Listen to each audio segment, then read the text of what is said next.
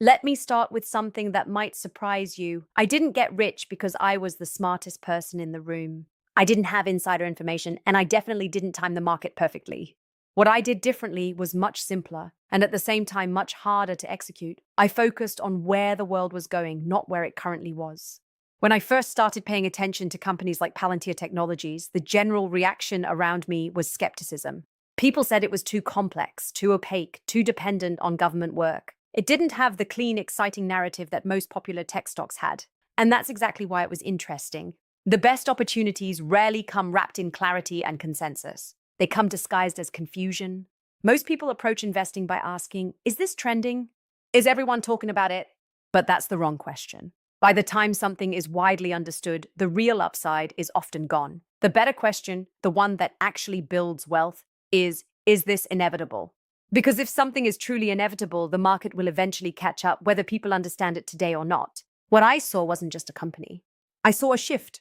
Data was no longer just a byproduct of business. It was becoming the foundation of power. Governments needed it to make decisions. Corporations needed it to compete. And the companies that could take massive amounts of raw information and turn it into actionable insight were going to sit at the center of that transformation. Here's the uncomfortable truth. Most people invest too late, and they don't even realize it. They wait for headlines, for social media validation, for influencers to explain it in simple terms. But by then, institutions have already built their positions. The early phase, the phase where wealth is actually created, feels uncertain and often looks unimpressive from the outside. Investors like Warren Buffett have always emphasized this idea in different ways. You don't make extraordinary returns by following the crowd. You make them by identifying value before it becomes obvious. But knowing that and actually doing it are two very different things. Because being early feels uncomfortable. It feels like you might be wrong. It feels like you're missing out on easier opportunities elsewhere. When I was positioned early in this space, there were long stretches where nothing dramatic happened. No explosive gains, no viral excitement, just steady, quiet progress. And that's the phase most people abandon. They chase something more exciting, more immediate, more validated. But that's also why they miss the real compounding effect. Wealth isn't built in the moment everyone is celebrating. It's built in the phase where things are quiet, uncertain, and overlooked. It's built when you have conviction without constant reassurance. So when I say I got rich from that investment, it's not about luck or a single decision. It's about recognizing a pattern, identify a structural shift, understand why it matters, get in before it's obvious, and then stay patient long enough for the world to catch up. And right now, what's happening feels very similar, except bigger. If you pay close attention to how real wealth is built, especially through voices like Nischa Shah, you'll notice a consistent theme. It's never about chasing what's exciting in the moment. It's about understanding the systems that quietly shape the future. Most people focus on outcomes, stock prices, headlines, viral success stories, but those are just the surface. The real leverage comes from understanding what's happening underneath.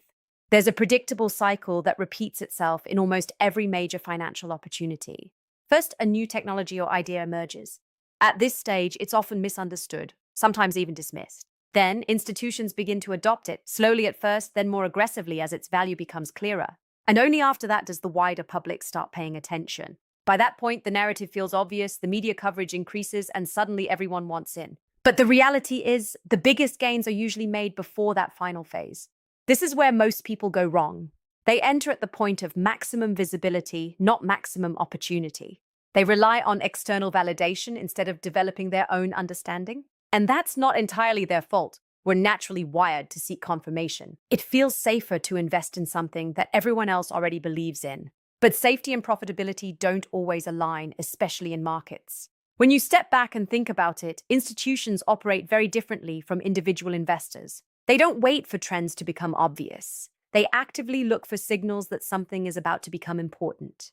They analyze long-term shifts, allocate capital early, and build positions before the narrative catches up. By the time retail investors hear about it through news or social media, the groundwork has already been laid. So the question becomes, how do you start thinking more like that?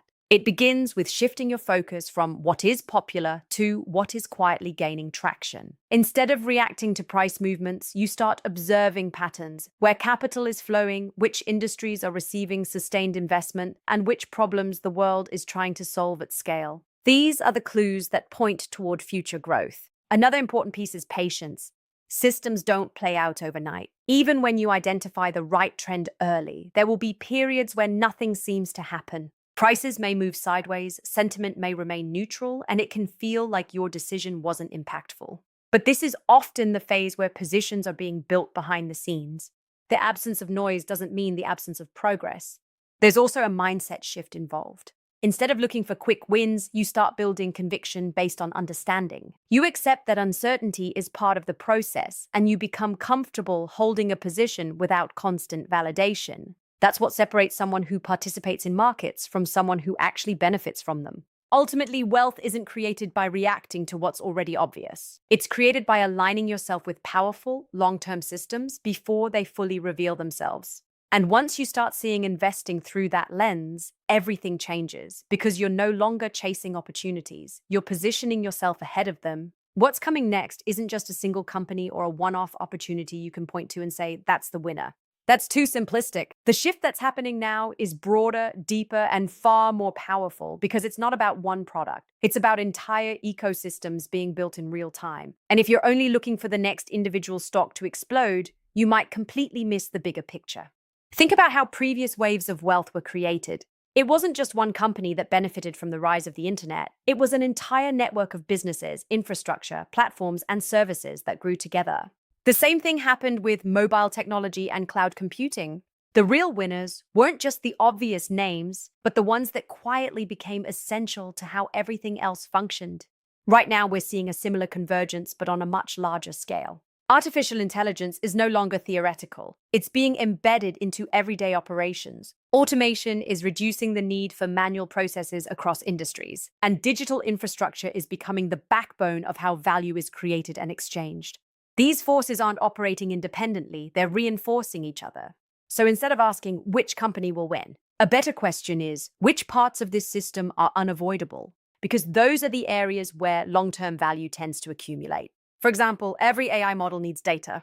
Every automated system needs infrastructure. Every digital service relies on platforms that can scale efficiently. The companies and sectors that provide these foundational layers often become incredibly powerful, not because they're the most visible, but because they're the most necessary. They sit in positions where demand continues to grow regardless of short-term trends. What makes this moment different from something like Palantir Technologies is the speed and accessibility. Back then, understanding the opportunity required digging into a niche space that most people didn't fully grasp. Today, the conversation around AI and automation is everywhere. But that doesn't mean the opportunity is gone. It just means the surface-level understanding is more widespread than the deeper insight. And that's where the gap still exists. Most people see the headlines and think the move has already happened. They assume it's too late because they're focusing on the most visible parts of the trend. But visibility doesn't equal saturation.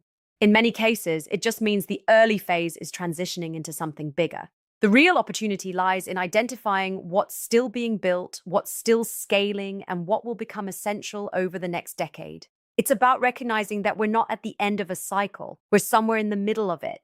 And that's a very different mindset to operate from. There's also a subtle but important shift in how value is created. It's no longer just about owning a product, it's about owning a position within a network. The companies that can integrate, connect, and enable other businesses to function more efficiently are the ones that tend to capture outsized returns over time. So when you hear that this is even bigger, it's not an exaggeration. It's a reflection of how many layers are involved in this transformation. It's not just one trend you can track. It's a structural change in how industries operate, how decisions are made, and how value flows through the economy. And just like before, the biggest advantage doesn't come from reacting quickly. It comes from understanding deeply, positioning early, and staying patient while everything else catches up. At this point, everything sounds exciting. New systems, massive shifts, bigger opportunities, but none of that matters if you don't actually do something with it.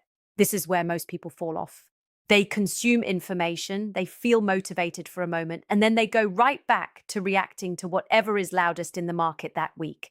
Execution is the difference between understanding and results. The first shift you need to make is in your time horizon. Most people are unknowingly playing a short-term game in a long-term arena. They check prices daily, react emotionally to small movements, and expect meaningful wealth to appear quickly. But the kind of opportunities we're talking about don't reward impatience.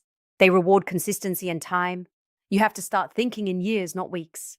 That means being comfortable holding positions through periods where nothing seems to be happening, trusting the underlying thesis rather than the day-to-day noise. The second piece is learning how to follow the right signals. Not the obvious ones like trending topics or viral stock tips, but the quieter indicators of where serious money is moving. Institutional capital doesn't behave randomly. It flows toward areas with long-term potential, strong infrastructure, and scalable impact. You might not always see it directly, but you can infer it by paying attention to where investment is consistently being allocated, which industries are attracting sustained funding, and which technologies are being integrated into real-world use cases. This is very different from guessing or speculating. It's about observation and pattern recognition. Over time, you start to notice that certain themes keep appearing, not in headlines, but in how businesses evolve and where resources are being deployed. Then comes discipline, which is often the hardest part. Even if you identify a strong opportunity early, there will be moments where you're tempted to abandon it. Maybe something else is moving faster. Maybe the market sentiment turns negative for a while. Maybe you start doubting your own judgment because you're not seeing immediate results. This is where most people break their own strategy. Consistency beats intensity in investing. You don't need to make constant changes. You need to make thoughtful decisions and then give them time to play out. That also means avoiding the trap of overtrading or constantly chasing the next idea. Every time you jump from one thing to another, you reset the compounding process. Another important shift is in the questions you ask yourself. Instead of constantly searching for the next stock to buy, start thinking more broadly. What problems is the world trying to solve? What systems are becoming essential? What will people, businesses, or governments rely on even more in the future? When you frame your thinking this way, your decisions become more grounded and less reactive. It's also worth acknowledging that you won't get everything right. No one does. Even experienced investors like Warren Buffett have made decisions that didn't work out. The goal isn't perfection, it's positioning yourself so that when you are right, it matters. A few well-placed, well-timed investments held over the long term can outweigh many smaller mistakes. Ultimately, this is about taking ownership of how you approach investing. Not outsourcing your thinking, not relying on noise, but building a framework that allows you to act with clarity. Because opportunities like this don't disappear overnight, they just gradually become more obvious. And by the time they feel obvious to everyone, the advantage of being early is already gone. So the question isn't whether the opportunity exists. It's whether you're willing to act on it in a way that most people won't, with patience, discipline, and a clear understanding of where things are going.